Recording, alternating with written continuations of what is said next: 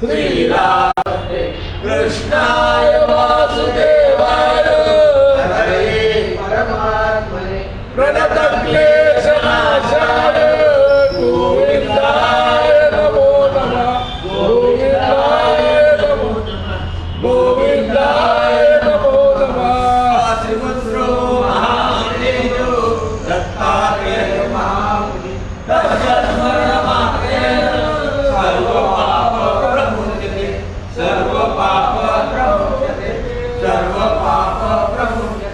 वाराणस्यां भैरवदेव संसारभयनाशनम् अनेकजन्मकृतं पापं दर्शनेन विनश्यन्ति दर्शनेन विनश्यन्ति दर्शनेन विनश्यन्ति। श्रीराम जय राम जय जय राम श्रीराम जय राम जय जय राम श्रीराम जय राम जय जय राम श्रीराम जय राम जय जय राम श्रीराम जय राम जय जय। राजाधिराज रामचंद्र भगवान की, पवन सुत हनुमान की, उमापति महादेव की, नमः पार्वती पतये हर हर महा सीताकांत समर। जय जय रघुवीर समर्थ। दिगंबरा दिगंबरा श्रीपाद वल्लभ दिगंबरा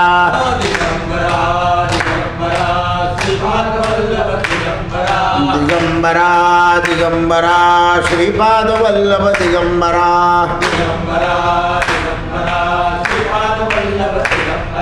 दिगंबरा दिगंबरा श्रीपाद वल्लभ दिगंबरा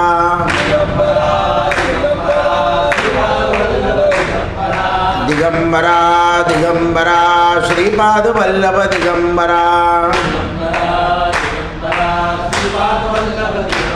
अवधूत चिंतन श्री गुरुदेव दत्त श्री गुरुदेव दत्त वैशी अवधूत चिंतन श्री गुरुदेव दत्त श्री गुरुदेव दत्त श्री गुरुदेव। धर्मराजानं भीष्म पितामहांना प्रश्न विचारला, श्राद्धामध्ये निषिद्ध वस्तूचं वर्णन सांगा। अज्ञानानं किंवा अवधानानं माणसाकडून काही चूक झाली तर क्षमा आणि नाक घासणी करायची। समजा अवधान होऊन गेलं, एखाद्या वेळा चूक होऊन गेली, पण एकदा चूक झालेली पुन्हा जर चूक झाली तर मग क्षमा नाही आहे, असं आहे।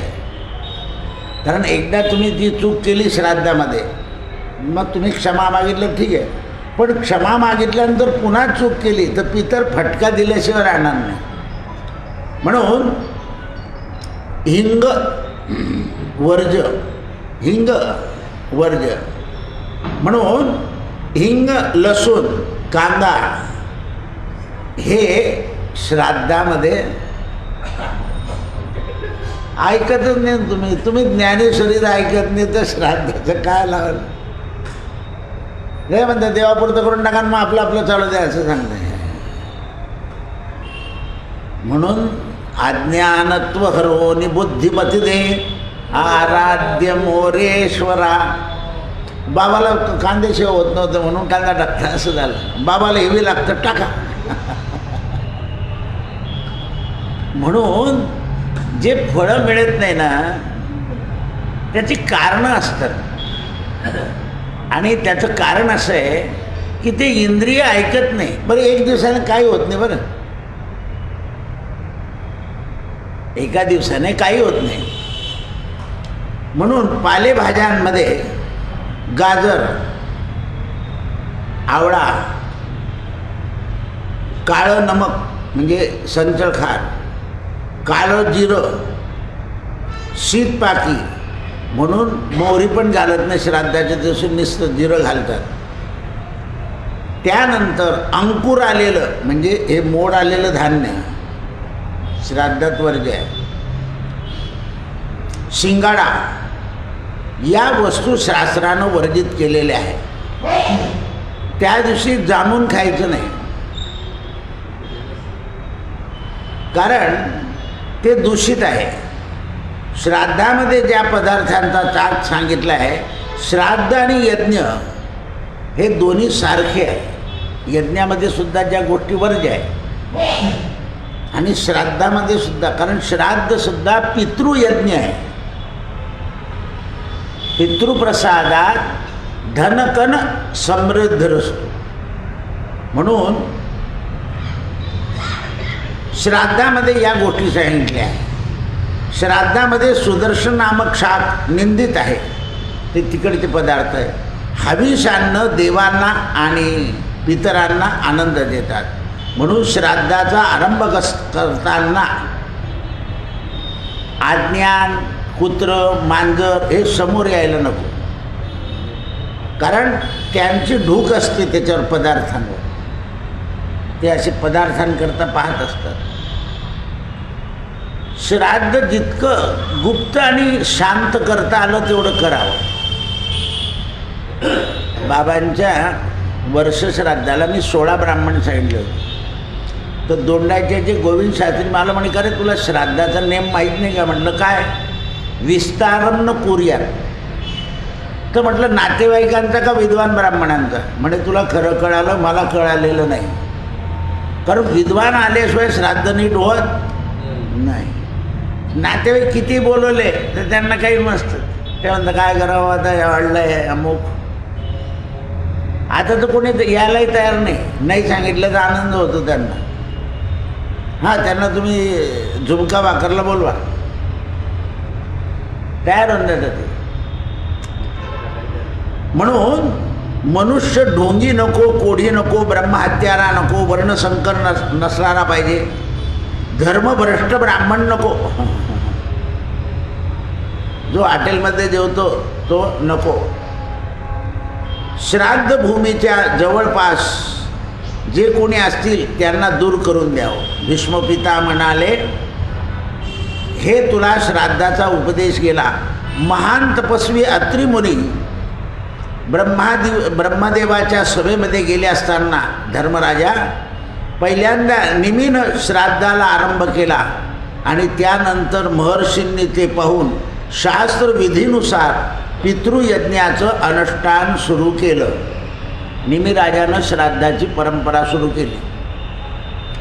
ऋषींनी पिंडदान केल्याच्या पश्चात तीर्थाचं जल पितरांना तर्पण करावं म्हणून गुरुजी तुम्हाला दर्भ दिले की त्या पिंडावर असं पाणी सोडायला सांगतो. आणि म्हणून त्या पाण्याला गंगाजल करून टाकतो. ब्राह्मण असलं गंगाजल तर उत्तमच, पण जर गंगाजल नसेल तर ब्राह्मण मंत्राने गंगा बनवतो त्याला आणि त्याच्यात तुलसी दल घालतो. दर्भ, तुलसी दल आणि गंगाजल हे पितरांना तृप्ती देतात. ह्याच्याने पितर तृप्त होतात. म्हणून श्राद्धामध्ये हळूहळू 4 वर्णाचे लोक श्राद्ध करू लागले. म्हणजे पुढे निमीने केलं, निमीने ऋषींनी केलं आणि मग 4ही वर्ण श्राद्ध. सारखं श्राद्धामध्ये भोजन केल्यावर देव आणि पितर तृप्त होत गेले. त्यामुळे अनेक प्रकारचं अन्न पृथ्वीवर निर्माण होऊ लागलं. पण श्राद्धामध्ये अजीर्ण होणार नाही याची मात्र दक्ष. मी काल सांगितलं तुम्हाला की उलटी जर झाली तर पितरांना ते उलटी मिळते. म्हणून बहुतांशी निरोगी मनुष्य शोधावा. डायबिटीसवाल्याला श्राद्धाला बसवायचं, कारण तो घरी जाऊन जर जास्ती बेशुद्ध पडला गोड खाऊन तर असं आहे. नाही कोणी मिळालं तर तांदूळ, तूप, साखर देऊन श्राद्ध करावं. पण आजारी माणसाला श्राद्धाला जेवायला बसवायचं नाही. नाहीतर दरबारचे ब्राह्मण करायचे, तिथे वाढायचं आणि ते द्यायचं. देवतांनी हे जेव्हा ऐकलं तेव्हा ब्रह्मदेव, देवगण निकट अग्निदेव विराजमान झाले. अग्नी म्हणाले, देवता आणि पितरांना तृप्ती देणारा मी आहे. खरं अग्नीच नसेल तर देवतांचाही यज्ञ होत नाही आणि गौरी नाही पेटवले तर श्राद्धाचाही यज्ञ होत नाही. आपण चितायला जो अग्नी देतो ना, तर चिता रत्न्याच्या खाली घरून नेलेला अग्नी ठेवतो. म्हणजे चिता ही शक्ती आहे, देवी आहे, आणि तिच्या खाली, चितेच्या खाली अग्नी ठेवायचा आणि अग्नीवर या देहाला समर्पण करायचं आहे. म्हणजे अग्नीला वाहिलं आपण त्या शरीर, म्हणून घरून नेलेला अग्नी खाली ठेवलेला असतो. त्याच्यावर कापूर टाकलेला असतो. थोडंसं काही टाकलं तूप बीप की तो भडका घेतो. म्हणजे हे शरीर अग्नीत आहुती आहे. पृथ्वी, आप, तेज, वायू आणि आकाश, अग्नीमध्ये या शरीराची आहुती दिली जाते. इदं न मम, पृथ्वीचा संबंध आहे. आता या कलियुगात दगडाचा संबंध आहे, म्हणून विद्वान ब्राह्मण शेण टाकतो तिथे त्या लोखंडावर. गोमूत्र शिंपडत होतो, त्याला माहिती आहे की लोखंडावर जे आहे, म्हणून काही समाज खाली 2 ओटे बघा तिथे, ते त्याच ओट्यावर करतील, त्या याच्यावर करीत नाही, ते लोखंडाच्या याच्यावर. त्या लोखंडाच्या याच्यात गौऱ्या रचायला सोपं जातं. हे इकडे गौऱ्या रचायला आणि ढसळून झाले ना, ते नुसत्या गौऱ्यावर जाळायचे तर त्याला प्रोटेक्शन लागेलच. म्हणून ब्राह्मण गोमूत्र आणि शेण आणि दर्भ ठेवून ते लोखंडाचा परिहार करतो. पण तो कोण पाहिजे? ज्ञात. बरं, हे गाव मामा आणि गाव काका हे मोठे आदिवासी आहे, आमचे का केस पांढरे झाले का? अरे बापरे, इतकं बोलतात ते स्मशानात. कोणी म्हणतो इकडून फिरव, कोणी म्हणतो तिकडून फिरव, कोणी म्हणतो तिकडून फिरव, इतकं डोकं खातात.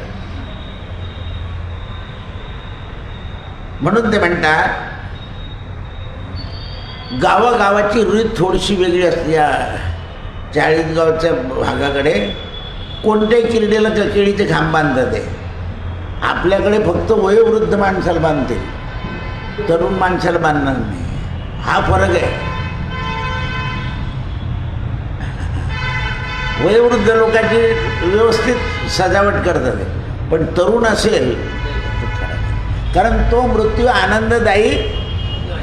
हा, ही जळगाव जिल्ह्याची विशेषता आहे. ते जळगाव जिल्ह्याचे तर 15 ते मी पाहिलं त्या दिवशी. बोलता येईना, गावाची काही रीत पद्धत असते, पण असं करू नये. तरुण गेल्यानंतर शोकच शोक असतो, तिथे उत्सव नसतो. हा, वयोवृद्ध गेलं आहे, काही गेलं, किंवा खूप आजारी रोगी आहे गेला आहे, कारण तो त्या यातनेतून सुटतो, त्या यातनेमधून सुटतो. म्हणून श्राद्धामध्ये अग्नी म्हणाला की माझं भोजन झाल्याशिवाय पितर तृप्त होणार नाही, अग्नीत आहुती दिल्याशिवाय. म्हणून ज्याचा अग्नी प्रदीप्त आहे त्याला श्राद्धी बसावं. अग्नी प्रदीप्त पाहिजे ना, ते पचलं पाहिजे ना अन्न.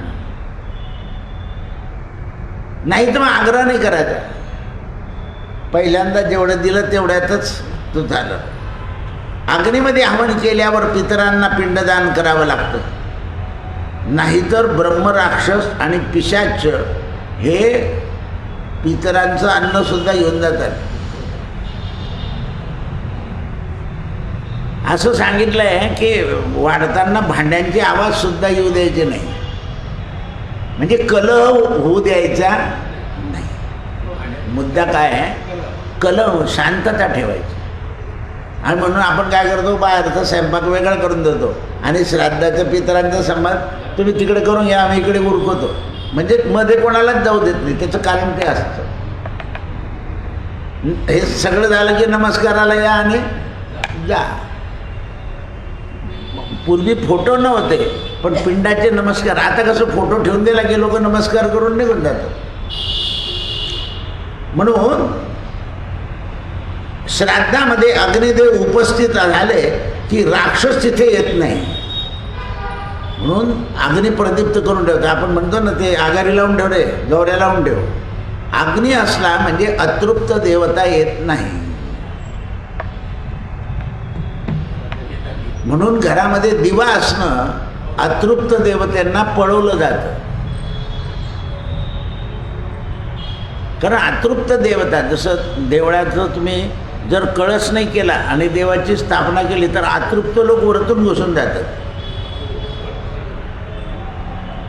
नारळीकर म्हणून आपल्याकडे सायंटिक होते, त्यांनी कबूल केलं होतं, त्यांनी भाषणामध्ये सुद्धा, की आम्ही जेव्हा संशोधन करतो तेव्हा आम्हाला सुद्धा अशा अतृप्त शक्त्या त्रास देता म्हणे. संशोधन काही रिंगीस येऊन जातो आम्ही, पण ते साध्य होत नाही. मग आम्ही म्हणे सप्तशतीचा पाठ करायला सांगतो आणि मग सुरू केलं की अदृश्य शक्ती म्हणजे जी अडथळा आणत होती ती नाहीशी होत. म्हणजे त्यांनी कबूल केलं होतं की दोन शक्त्या वातावरणात आहेच, एक अतृप्त शक्ती आणि एक तृप्त शक्ती. तृप्त शक्ती काय करते, कार्याला मदत करते आणि अतृप्त शक्ती कार्यामध्ये अडथळे आणते. हे नारळीकरांनी कबूल करणं म्हणजे फार मोठं होतं ते. म्हणून दोन शक्त्या जगात आहेतच. पहा तुम्ही काही लोक पूजेला बसले, जपाला बसले ना, त्यांना जांभोळी येणारच आणि झोप येणारच. कारण ती अतृप्त शक्ती त्यांच्या शरीरामध्ये कोणत्या न कोणत्या निमित्ताने प्रवेश करते, कोणत्या न कोणत्या निमित्ताने. म्हणून पूर्वी सारखं पाणी लावायची डोळ्याला. पूर्वीची जी पद्धत होती, जप करा, काही करा, वाचा, पाणी ठेवत.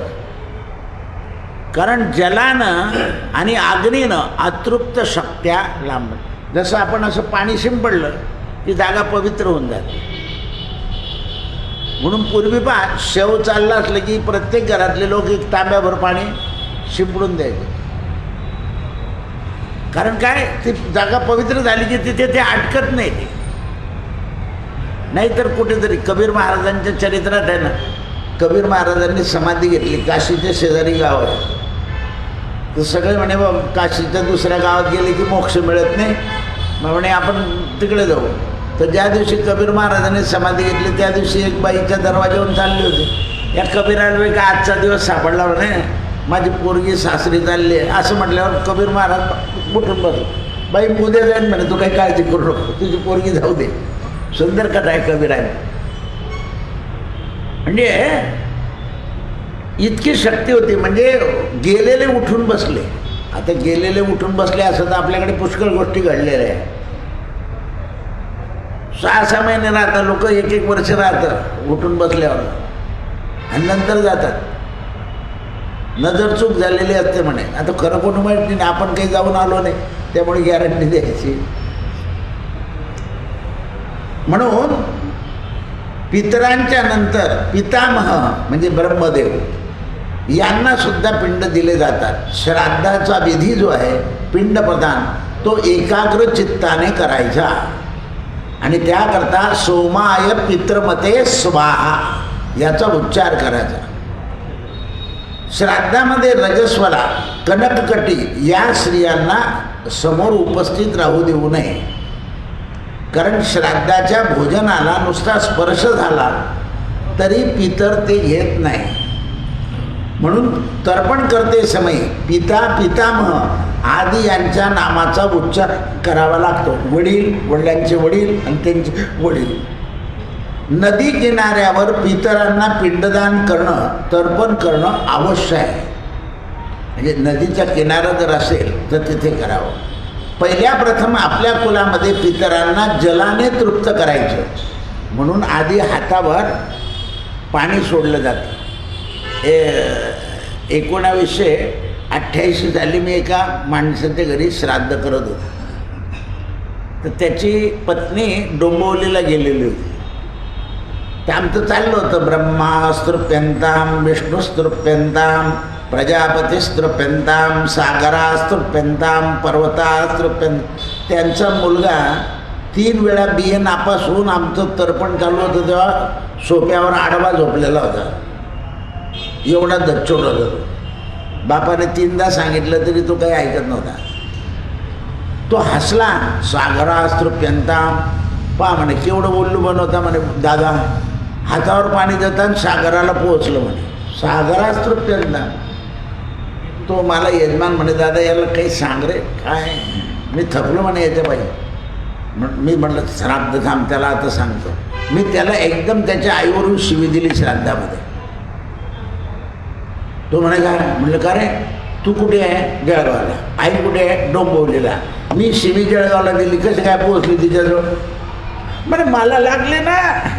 म्हटलं मग तसं तुझ्या बापाने पाणी इथून समुद्राला दिलं. सागरास्तृप्यंता अशी कानात द्यावी लागते. शिवी पोहोचली की नाही? कोणामुळे पोहोचली? तुझ्या भावनेमुळे. तशी तुझ्या बापाची भावना आहे की मी जलद समुद्रापर्यंत पोहोचवतो. हे सगळं भावनेनं होतं. म्हणून मना पावना भावना राघवाची, धरी अंतरी सोड चिंता भवाची.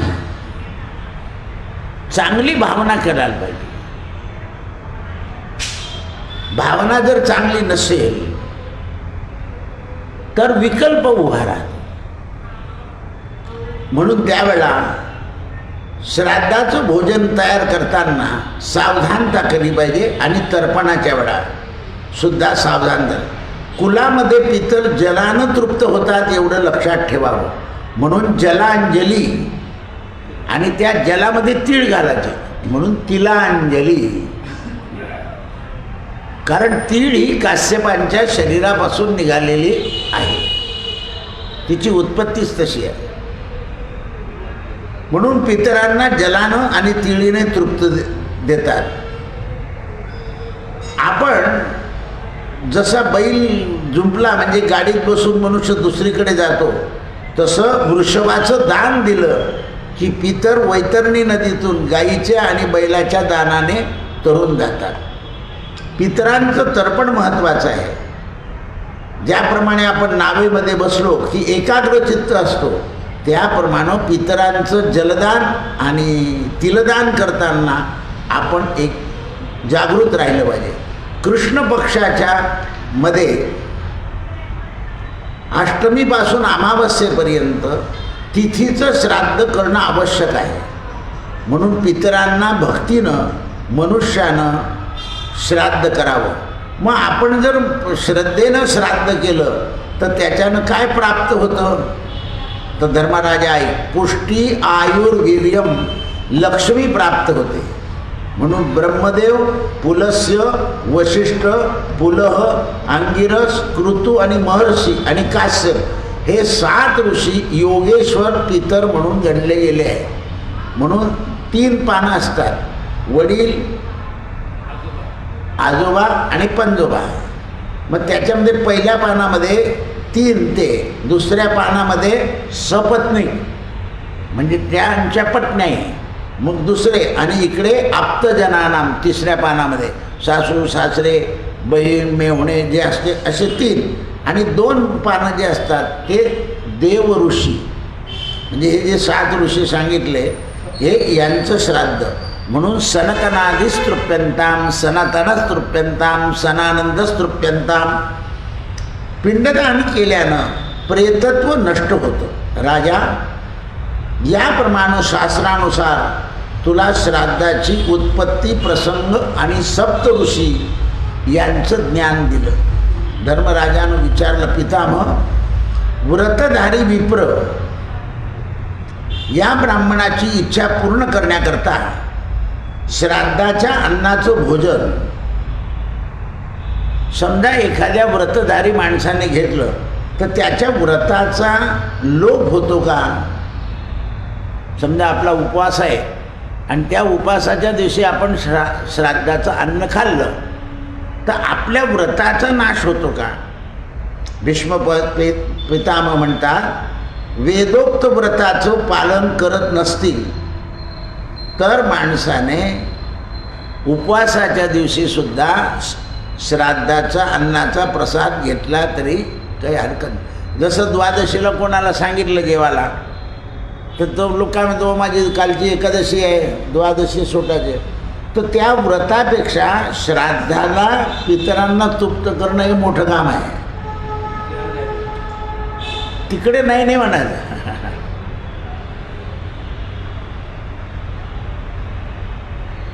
म्हणजे उपासाच्या दुसऱ्या दिवशी आपण जरी पाणी प्यालो तरी उपास सुटला असं असतं. आपलं तर पाणी चहा म्हणजे आंबिरस राजाने काय केलं, फक्त तीर्थच घेतलं होतं ना, उपास सुटला त्याचा. म्हणून श्राद्धाला जास्ती महत्त्व द्यायचं. श्राद्धाच्या अन्न ग्रहण केल्यानंतर व्रतभंग होत नाही, कारण दोषाचे आपण भागी पडत नाही, कारण आपण त्याच्या उद्धाराकरता ते ग्रहण करतो आहे. म्हणजे दुसऱ्याचं काय आहे त्याच्यात उद्धार, म्हणजे तो एक परोपकार आहे. दुसऱ्याला सद्गती देणं हे काय आहे, एक परोपकार आहे. धर्मराजानं विचारलं, महाराज साधारण उपवासाला तप म्हणता का?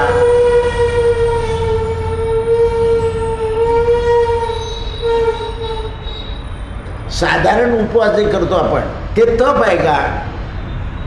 मग एखाद दिवशी साधारण उपवास जर मोडला, समजा सोमवार, मंगळवार, बुधवार असे उपवास असतात काही लोकांचे, एखाद्या वेळा अमावस्याला कोणी जेवत नाही, तर हे जर उपवास मोडले तर याला तप म्हणता का?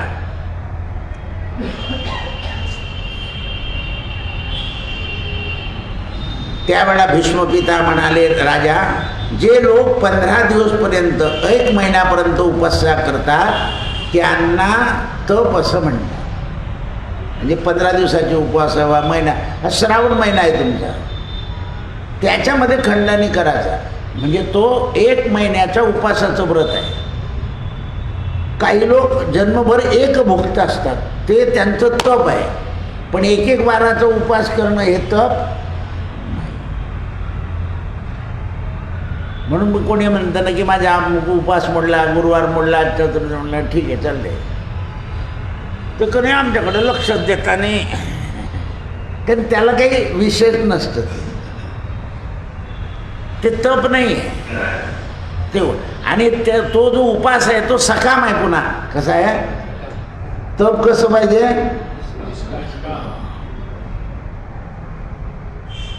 हे लक्षात आलं पाहिजे आपल्याला. हे लक्षात नाही येत, कारण ते शास्त्र लावता आलं पाहिजे.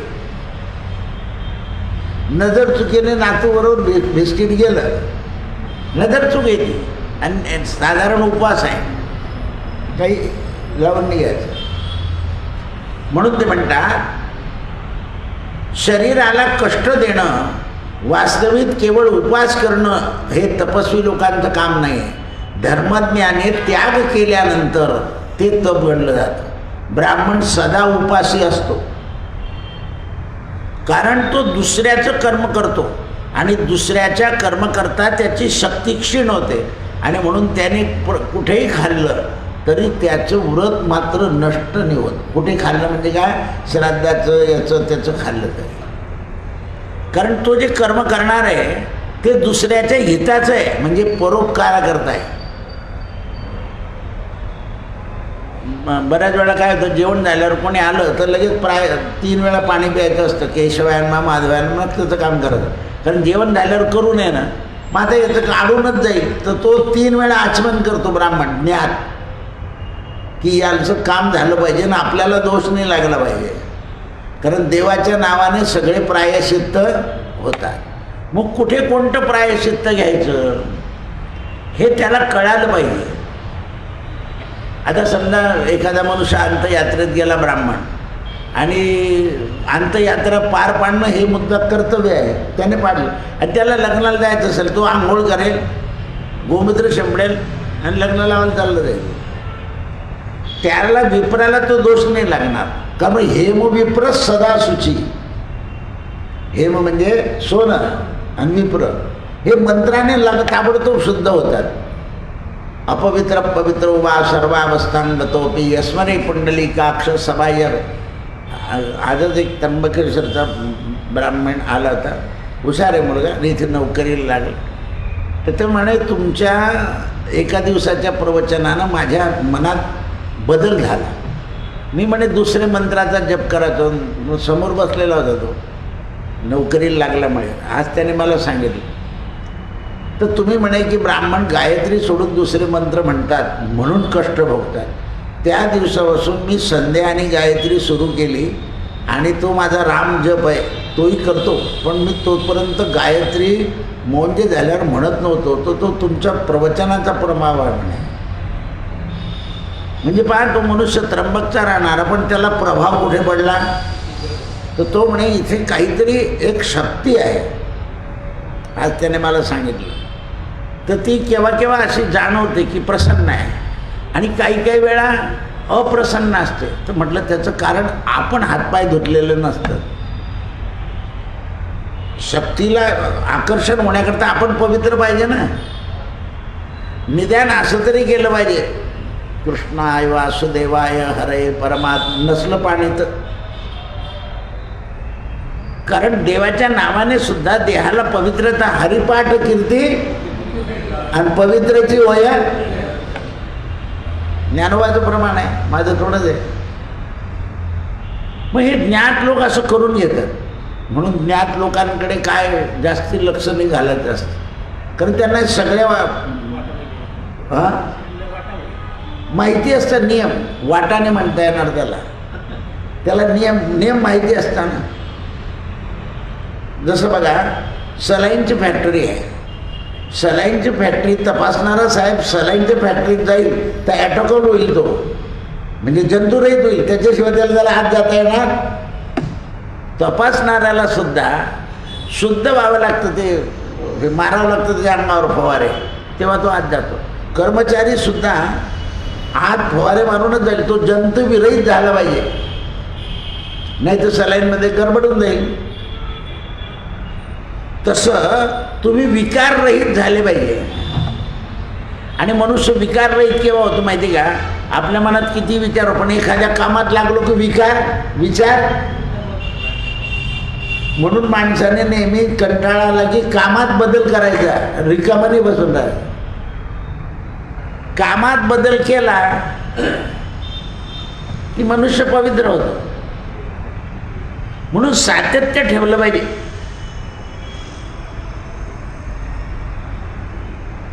म्हणजे आपल्या प्रवचनाचं कोणी असा मुद्दा सांगून गेला की आपल्याला आनंद होतो की बा कोणावर कसा परिणाम झाला. आज मी ते सुईचं उदाहरण दिलं ना, तिथे सुई हा शब्द असा आहे की तिच्यात दोरा गेलं की दुसऱ्याला छिद्रच पाडते ती, आणि पण मागून शिवत जाते. पुढे छिद्र आणि मागून शिवणं. तसं वक्त्याची सुई टोचली गेली पाहिजे, टोचून बोललं पाहिजे वक्त. म्हणून भागवताला काय म्हटलंय? ज्ञान यज्ञम करिष्यामी. ज्ञान यज्ञ तो, जसं यज्ञामध्ये कुंडावर एकच यजमान लागतो, पण भागवताच्या प्रवचनामध्ये जेवढे कान तेवढे कुंड, जेवढे कान तेवढे. आणि वक्ता एकच. बरं, खर्च काही नाही. खर्च काय श्रवणात? काही नाही. तुम्हाला दान द्यायचं असेल तर देऊ शकणार, नाही द्यायचं असेल तर नाही. पण खर्च तर काही नाही ना, फक्त बसून राहावं लागतं. पण ते टोचून बोललेलं आचरणात येतं की नाही आपलं चुकतं आहे. सुई कशी टोचत राहते आणि कपडा शिवत जाते ती, तसा वक्ता टोचून बोलत जातो आणि श्रोत्याला दुरुस्त करत जातो. पण काही श्रोते म्हणतात तुम बको हमको इतबार है, तुम्ही तुमचं चाललंय. म्हणून भीष्म पितामह म्हणाले की तुला हे सिद्धांत मी सांगितले, आता तू याच्यापासून काय करायचं ते लक्षात ठेव. धर्मराजा म्हणाला, पितामह, ब्राह्मण सदा उपवासी, ब्रह्मचारी, विघासी, अतिथीप्रिय कसे होतात? म्हणाले, धर्मा, जो मनुष्य प्रातःकाली आणि सायंकाली 2 वेळा भोजन करतो, मध्ये काही खात नाही, तो उपासी समज. 2च वेळा. कारण ते शरीराचा धर्म आहे. लक्षात आलं का तुमच्या? 2 वेळा जेवणं हा शरीराचा धर्म आहे. कारण ते शरीर निर्वाह करता जातं ते. पण त्याच्यानंतर जर भरत बसला हा,